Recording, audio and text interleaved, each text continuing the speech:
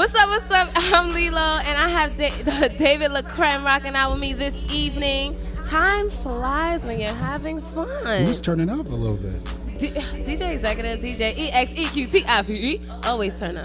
I can't spell it that quick, but I like sometimes I'm like, oh, I have a show to do. Like, right. Let's just have a party instead. Let's just have a party. So if you're not tuning in, we had our Tea Time Tuesday. It was kind of a longer version. There was a lot going on. We had some deep conversations. We spoke about Donald Trump. We spoke about white privilege, Macklemore. We spoke about a little bit of everything. We spoke about the Ice Cube with the Oscars. We did our honorable mentions. We spoke about the failing biopic of Toni Braxton. Shoot and miss. Kanye West. And now, ladies and gentlemen. Wait, I have a joke really quick, though. Wait. Oh, wait.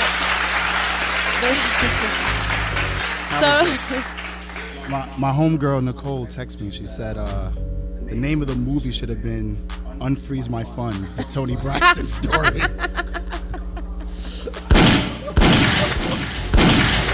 Damn, homie. In high school, you was the man, homie. He's my account. Yeah. When I read it, I was like, oh, wow. So I had to give her credit. I don't want to take it from her. I feel you. So, shout out to you. That was really funny. We're going to break into relationship reads, and that's basically where we either answer emails from our fans or our listeners who need advice, or we talk about something that's resonating within our generation, or girl talk, and we bring it to our show. And this talk has been happening for quite some time now with me and my girls. I have very successful friends who have successful jobs, apartments, cars, went to college. Where they at, though? You know what I'm saying? Gorgeous women. They sophisticated. Like I said, where they at? And it's hard for them to settle down. And so the question I want to pose to you for this relationship reads is, can a man whore really settle down even if he wants to? Now, before you get into your side of the story and explain to us from an impartial, I'm not a man whore point of view. Thank you. I did some research. I went over some websites. I looked at some surveys. I used knows.com as a reference. And these are the most common reasons as to why women feel like men aren't settling down, and the most common reasons that men are agreeing to. So I took a whole bunch of them and I kind of summed it up, and I'm gonna give it to you, and then I want you to explain to me why you think in this generation that men that are kind of like whores. I don't even like to use the word whores because y'all whores. It implies that they're doing something bad. Right? Yeah, y'all doing whatever. It's hard to settle down even when your heart desires to. So the first one that I saw was that they're too career oriented. Now in our generation we have a lot of entrepreneurs, and a lot of times it takes up most of your time, and if you're not an entrepreneur, you're in the business world, and a lot of the times your relationship takes the back burner to your business, and that's just what it is. And they end up, the women that they're dating end up being second fiddle to his career. So they're too career oriented. That's one. The second one was that they're lifelong players. Now, some guys will never be able to settle down because they don't want to miss out on the next potential conquest. So if you've had that displeasure of being just another notch on some guy's belt, then you know what I'm talking about. So basically, the guy's always looking for more.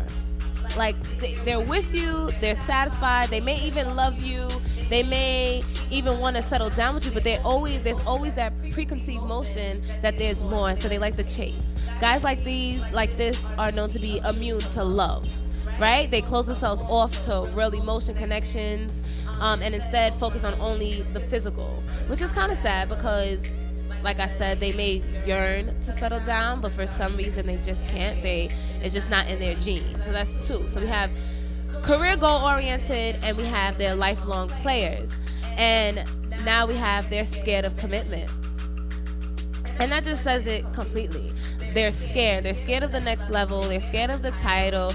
They're scared of, like, as soon as they feel like they're getting too serious with whomever that they're serious with, they think, oh, marriage is coming, apartments, kids, and they're a commitment phobia kind of guy. And the last one is that they haven't found the one. So there are men that are going through women after women after women after women and trying to find what it is that they're looking for, and because they haven't found it or they feel like what they've had isn't on that level, they don't want to settle down. So I want to ask you, do you agree with this, and why do you feel like a man who, as your that you're not, should settle down? That's how you're gonna do me? Even if they want to, and then the mic goes away. Right. And that Perfect tells timing. you why. So briefly tell us what you think. I'm touching on all of these? Overall, why do you just feel, do you agree with that category? They're too career oriented. They're lifelong players. They're scared of commitment. They haven't found the one. And those are the main reasons. Yeah, and I think another one, I don't know if it falls under any of those, but we kind of live now in like, I guess it goes under the player, right? We live in a hookup culture. Right. We live in a catalog dating culture. Right. You know, where you can go on various sites, whether it be like Plenty of Fish or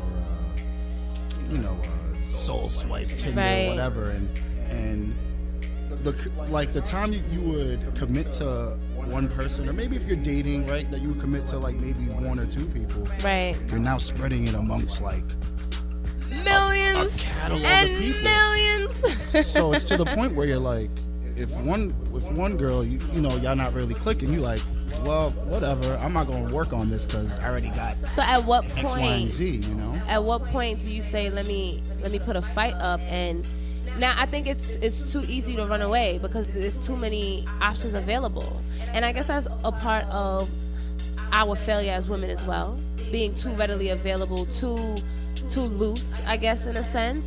Like people don't have to fight for anything anymore. Men don't have to fight for us. They don't have to court us. They don't have to take us out on dates to get in the drawers. And not every female, of course, but just some. I don't know if there's like a rule book to it.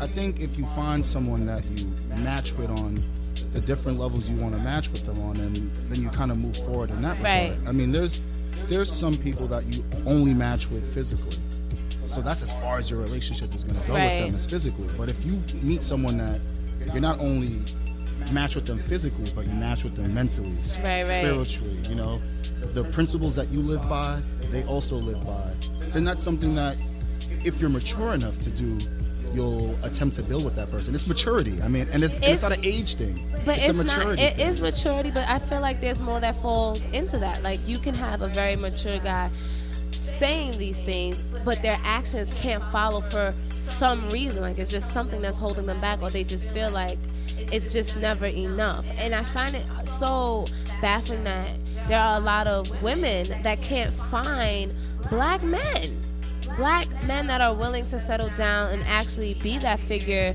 to raise kids, get an apartment or a house, like establish a life with. And I also think that it comes from the home as well, and what these men, what type of home and environment they've grown up in. Like maybe they never had a mom and a dad together. You know what I mean? Like marriage is kind of taboo now too in our generation. I think we gotta try to find ways to like kind of break the cycle. Right. We can't just kind of hang our hats on like how.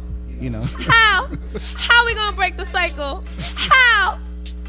I mean, like I said, it's such that's a topic we talk about this for like 100 hours, you know, and it's like honestly, it's like if you find someone that you like and you want to see how far it goes, then you should do that. I think even if they don't have every criteria that you're looking for. I think we're never gonna find 100%. Never 100%, but there are flaws that you're willing to deal with. So like if you have four main things, he has to have a job, a good job. Right. He has to have a car, has to be family oriented and passionate about something.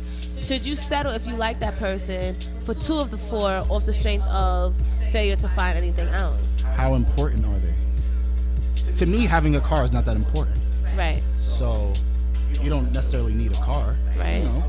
You would love to have someone that's family oriented. Right. But I'm talking about like little nuances in relationships. Like those are like No, I'm giving an example. Like if you have four things that you expect from that person, it don't have to necessarily be a problem throwing it out there. Then it's non-negotiable.